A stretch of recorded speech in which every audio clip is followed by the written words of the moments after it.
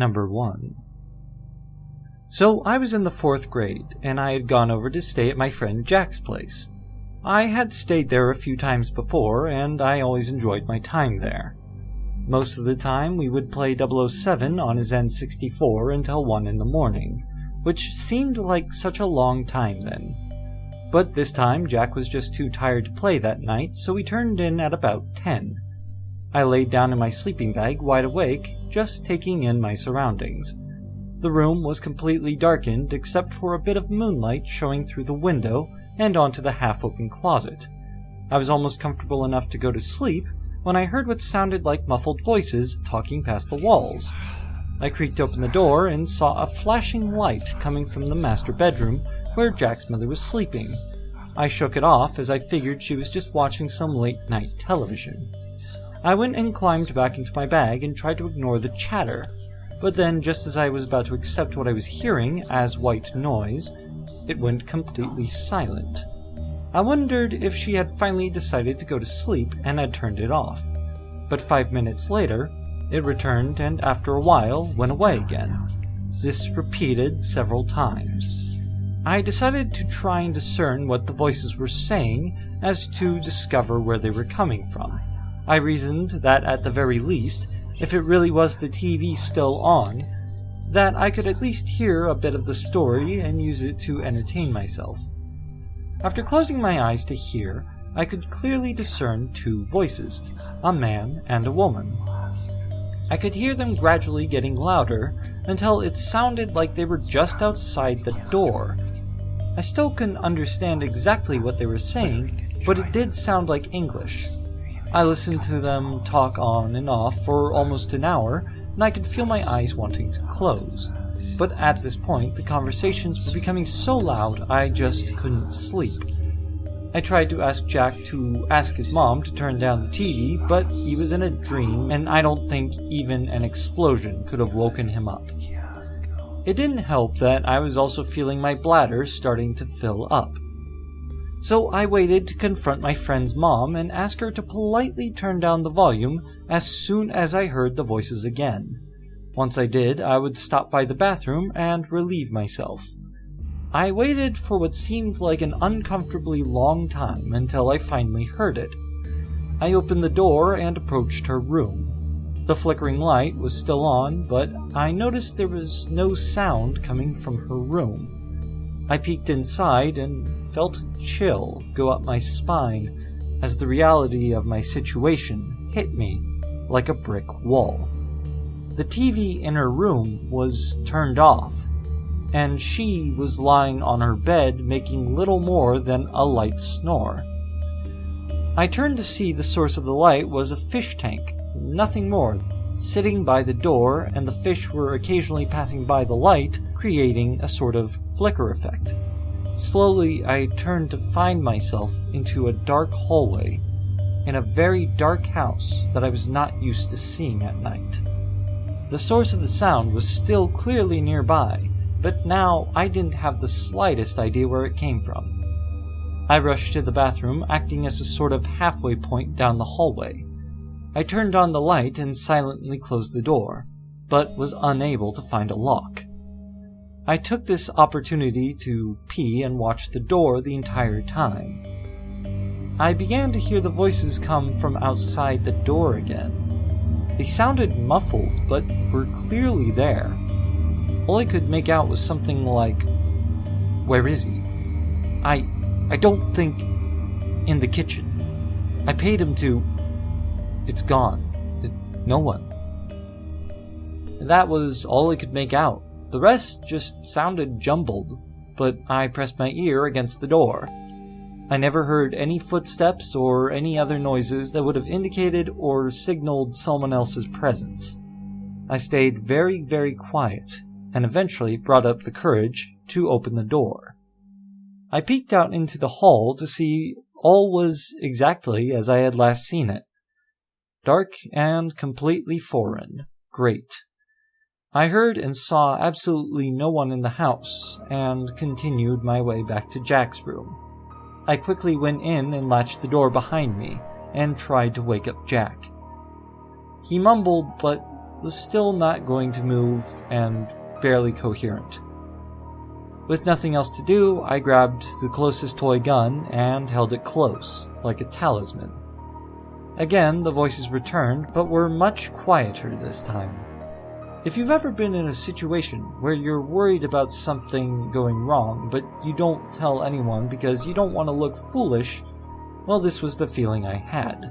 Only instead of feeling foolish, I also felt a little crazy, and instead of worried, I was very unnerved. So I simply stayed up, listening to them talk again and again until I passed out from exhaustion. When I woke up, the first thing I noticed was that the closet door was wide open, and the sun was shining on it warmly. I turned to find Jack still asleep. The rest of the day went normally, and I asked Jack's mom if she had watched TV the previous night. She said she had, but she had turned it off about the same time we started to go to bed. I never could confirm what happened because they moved to a different house closer to the school a couple of months later. I've never heard those same voices again, and I've never had mental issues anywhere near this level. I've kept this to myself, and I still have no idea how I was able to hear those voices. Number 2. So, when I was young, I went to that one house in town where the residents went all out and probably spent thousands of dollars getting the place perfect for Halloween. Now, this place was insanely well done, and I mean really freaking good. Albeit, even as an adult, it competed with professional haunted houses. I believe the year was either 1999 or 2000 because I went as Darth Maul. I remember being literally scared out of my mind the previous few years, and I hoped that the badassery of my character would provide me with some sort of courage. They blocked off the scene with a black tarp and had everything you could ever want to see at such a house. A psycho shower scene with a zombie crawling out of the toilet, ghouls and imps climbing the trees, blood, gore, strobes, fog, everything. I remember feeling terrified even with my double lightsaber toy, which I had gotten previously for my birthday that year.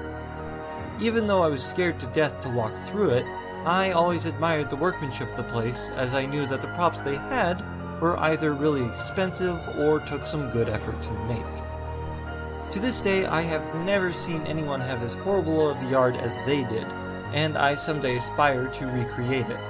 As always, every year, I saw the house owners sitting on their porch, reveling in the terror that they brought to the neighborhood, and handing out candy. So, as I nervously crossed the yard past the flying banshees and impaled corpses, I noticed the newest addition and the main attraction at the end of the line. There, on what I guess was probably the driveway, was the bottomless pit attraction. The illusion bewildered and chilled me, and though it was only lit by a lone light bulb, it made the box glow like a low-burning furnace. I must have stared at it for a while when suddenly I heard a cough and a low-hushed voice to my right. I don't really remember what was said, but I want to say it sounded something like, "Hey, check this out," or "Hey, I want to show you something," in a gruff, hoarse tone. I looked over, and at first I saw nothing but the wide gate to what was clearly the side of the owner's house.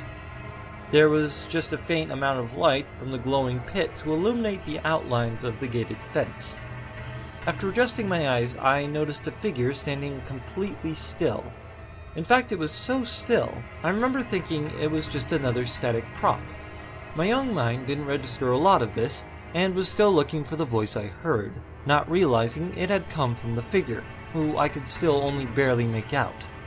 After a few moments, I heard the voice again, and I realized it had come from the figure, and curiously, I began to approach it. Now, at the time, this was obviously a stupid idea, but in comparison to everything else that was happening around me, this figure seemed anything but imposing. So I cautiously approached the figure, trying to make sense of it. Suddenly, the figure began to move, and consequently, I froze solid. The light from the amber glow lit up its face just enough for me to make out its features. This I remember clearly. It was a scraggly and rough-looking man with a coarse gray beard and yellowed teeth. His weathered and tattered clothing looked like it hadn't been cleaned in ages. He was smiling at me, though I had no idea why, but it unsettled me greatly under the hellish glow of the light bulb behind me. It just felt wrong. It was as if at that moment I had acquired some clarity and realized that his presence here was obviously not part of the show. And considering I already saw the owners, clearly this guy did not belong on the property.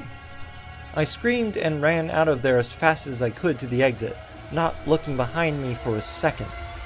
I probably got a few looks from the other kids around me, but as soon as I found my parents waiting outside, I told them about the man I saw. I saw one of the owners approach and ask if everything was alright. I said something like, I didn't like the old man by the gate.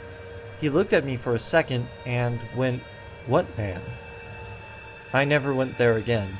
So, let's not meet, creepy shadow man. Number 3.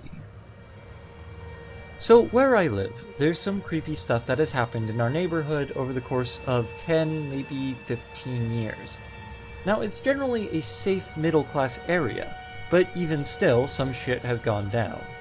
We've had break-ins, a neighbor commit suicide, a serial cat killer, and even the murder of a teenage girl in the park down my street. A long time ago, my brother used to get freaked out by this guy, who would walk around the block late at night, just whistling, like he was looking for his dog or something. But he did it every night, and always around 11 o'clock.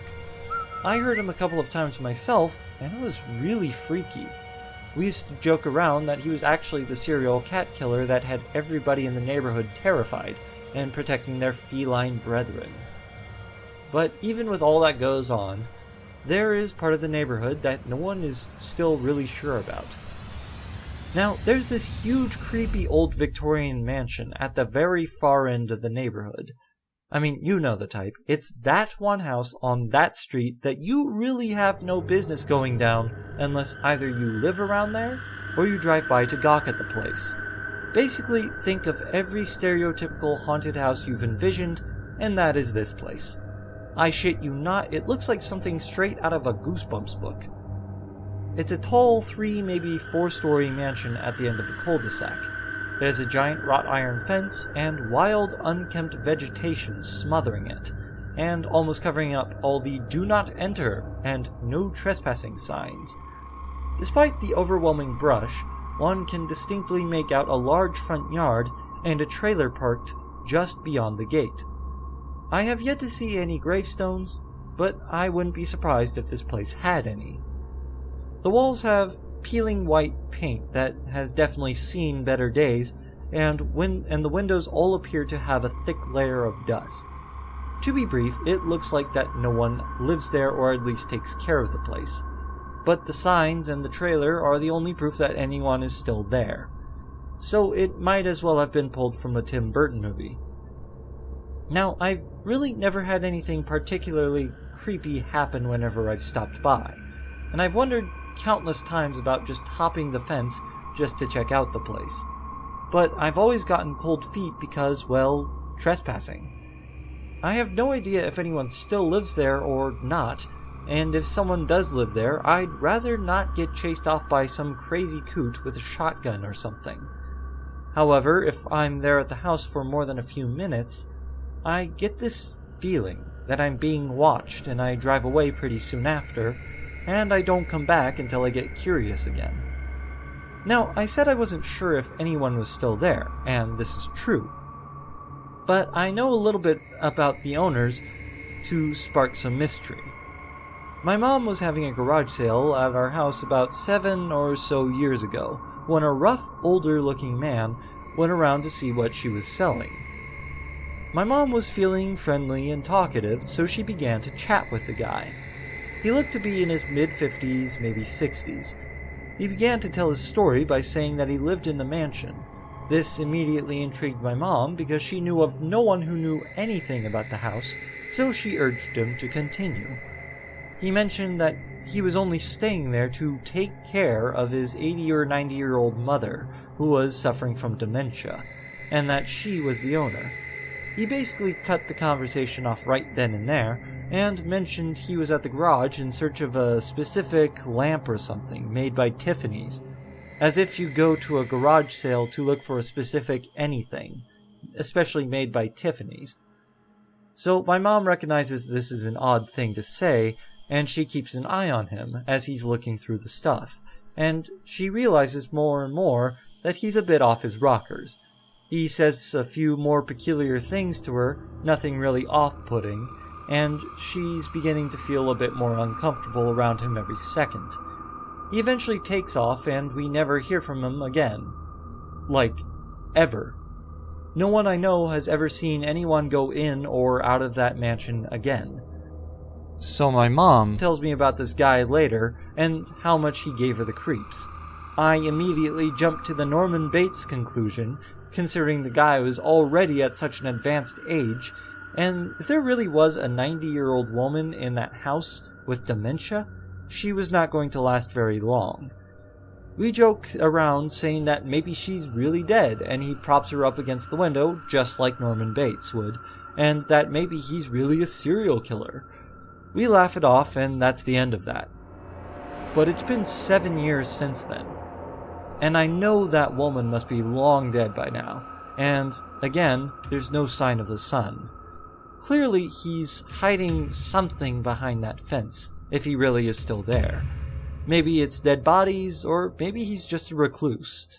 But I find it strange that not once has there ever been an open house or anything of any sort to allow people to quell any suspicions of the place. I know he must know that people feel this way, because I know I'm not the only one who goes down there to look at the house. So he clearly doesn't want anyone to see anything. I often wonder if it was really him who walked around whistling for his non-existent dog.